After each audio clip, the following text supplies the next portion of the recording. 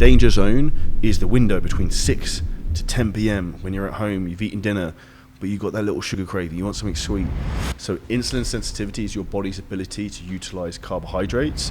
The most important thing with everything, and this is what we practice with all our clients at CGO Coaching, is this. Welcome to today's podcast. We're going to talk you through intermittent fasting. Why you should do it, maybe why you shouldn't do it, and basically how it works. So to get stuck in, without any further ado, what is intermittent fasting? Intermittent fasting is having windows of not eating, windows of eating. Now, when we look at this on a practical terms of why you would do this and why it would work, there's a couple of different things we really need to look at. Now, the science behind intermittent fasting has a lot of benefits. If we look at benefits other than weight loss, number one, there is some data to show that it improves growth hormone production. Number two, there is a lot of data from my own personal experience, it can improve gut function when done occasionally to allow some digestive reset, right? Because if you're eating a lot of food and you're in high calories, your body doesn't necessarily want to be digesting 4,000 or 5,000 calories every single day, every 2 to 3 hours. So sometimes having windows of not eating can be very beneficial for gut health. Now, when it comes to intermittent fasting, the main benefit of this is for fat loss. So why it's easier in terms of to lose weight for a lot of people with intermittent fasting is you're just not eating for part of the day. So you're cutting down the amount of time you're going to be consuming calories. Now, that is very beneficial depending on a couple of things. I wouldn't recommend, say, for example, fasting in the morning if you're going to work out in the morning, because you don't want to be training fasted and then not eating for 4 hours is a recipe for being super catabolic and slowing down your metabolism. So if you're going to fast, I would fast up until working out, then eat after working out. What I'd suggest works really well for a lot of clients is basically fasting up to maybe 12, 1 o'clock. So they're just skipping the morning and then maybe have 1-2 meals, train, maybe 1 meal afterwards. So you have 3 meals a day, but you eat say 12, 1 o'clock, you work out maybe 3 o'clock, you eat at 5, you have another snack at 7.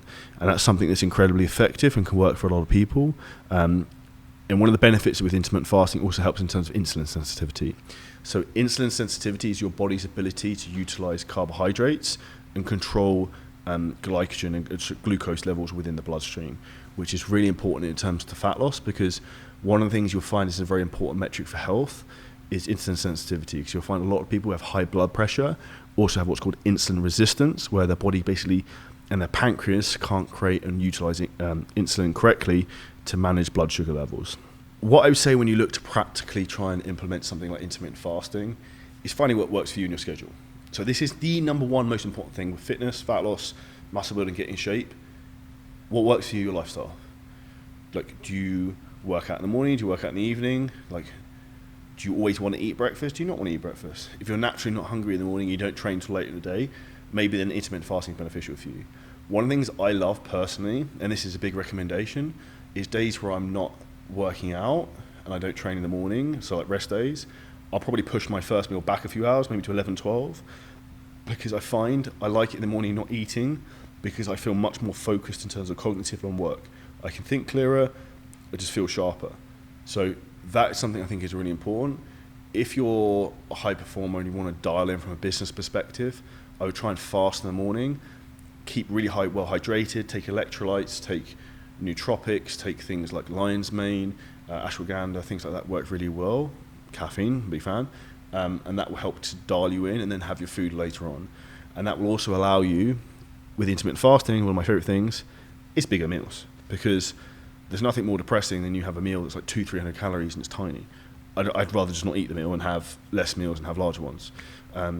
So with that being said, a huge misconception a lot of people think is that you can't eat carbohydrates later in the day. You can't eat your calories before going to bed. It doesn't really matter what time you eat calories and carbohydrates. So something I find works really well for a lot of people is also combining intermittent fasting and carb backloading. So say, for example, you don't eat until 12, you maybe just have a protein fat meal, you have another protein fat meal maybe at 3 o'clock. Final meal of the day, you could have all your carbohydrates and protein as well. Bingo, you get the biggest meal of the day then, you're super full. You're not going to go wandering around the cookie jar or going to Albertsons or Smith's in Vegas trying to find sugary treats. And this is one of the key things, is avoiding, while it's cool, the danger zone. And the danger zone is the window between 6 to 10 p.m. when you're at home, you've eaten dinner, but you've got that little sugar craving, you want something sweet, and you go lurking around the fridge, you open the fridge door and you're just looking for something to graze at. Now this is where a lot of people go wrong, myself included. Like if I'm on a diet, I can't have dark chocolate in the fridge because then I'll eat it and it'll be gone. So really, really important thing to understand is the benefits from that. When we look at the concerns and negatives when it comes to intermittent fasting, I wouldn't recommend it for anyone who's got potential eating disorders. Problems with anorexia, bulimia can cause problems. So in that instance, yes, this is not going to be a good idea. Other than that, I wouldn't say there's huge problems as well than if you may be like type 1 diabetic and you need to try and keep your blood sugar levels up all the time. So these are really important things to understand, and the most important thing with everything, and this is what we practice with all our clients at CGO Coaching, is this: individualization and feedback loop. Your feedback loop from your brain to your body of how you personally feel, but you have to take your emotions out of that a lot of the time, but also your feedback loop, say from us, from a client to coach. So we understand what's going on, what works for your lifestyle, what doesn't work for your lifestyle. And this is how you create true success and how you create a blueprint for your body that can last a lifetime, with getting you in great shape, you being successful in your business, you being successful with your family, you being successful with your finances, successful with your fitness. You can have it all. You just need to be consistent with what you do and have the right method for you that fits your personality and your lifestyle. If you want help with that, feel free to drop me a message on Instagram, say listen to the podcast. If this podcast was helpful, enjoyable, and gave you some thought process to think about, smash the like button, make sure you leave a 5-star review, and share it with a friend who could really do with some of this knowledge, and we'll see you next episode soon.